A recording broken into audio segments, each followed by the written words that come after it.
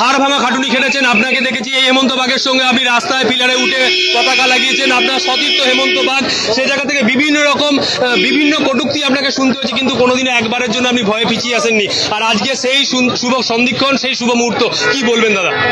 দেখুন, একটা বিষয়, পশ্চিমবাংলার মানুষকে দীর্ঘ 15 বছর ধরে যে যন্ত্রণায় রেখেছিল, সেই মানুষকে এই যন্ত্রণা থেকে পরিত্রাণ দেওয়ার জন্য আমি আমার নিজের কথা কখনোই ভাবিনি। কারণ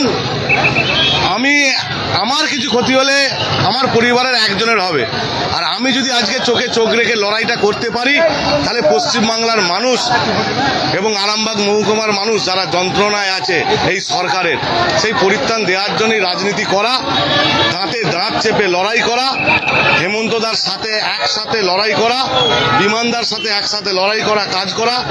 আরও পুরসুরা বিধানসভার প্রমুখ কার্যকর্তা আছে, আরামবাগ সাংগঠনিক জেলার প্রমুখ কার্যকর্তা আছে, সকলের সঙ্গে লড়াই করেছি, তার ফল আজকে পেয়েছি, খুবই ভালো লাগছে। চোখে চোখ রেখেই বলেছিলেন আপনি, আপনার দিক থেকে একটুও পিছপা হননি যে বিমান ঘোষ বিমানে চেপে দিল্লি যাবে, কাজ আনবে, মন্ত্রী হবে। সেই জায়গা কিন্তু আজকে কিন্তু দেখা যাচ্ছে অনেকটাই স্পষ্ট হয়ে যাচ্ছে বিমান ঘোষের মন্ত্রী হওয়ার ব্যাপারে। এটা আপনি কি বলবেন? এটা আমি একটা পুরসুরা বিধানসভার কার্যকর্তায় আমাদের কাছে একটা গর্বের বিষয়। দল যদি মনে করে ওনাকে মন্ত্রিত্ব দেবে, আমার মতো একটা সাধারণ কর্মী কার্যকর্তা আমি চাই উনি আরও বড় হোক, উনি আরও এগিয়ে যাক এবং মন্ত্রিত্ব পাক, পুরসুরাবাসীর কাজ করুক।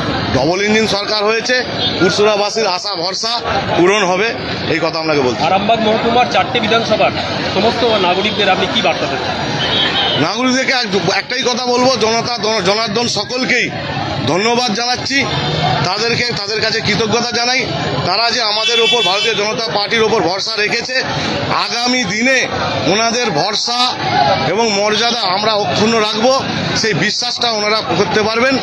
আগামী দিনে এলাকায় এলাকায় শান্তি, সুশৃঙ্খলা, সুশাসন, প্রত্যেকটা এলাকার উন্নয়ন, মানুষের পাশে থাকা, এই বার্তা আজকে দিতে চাই।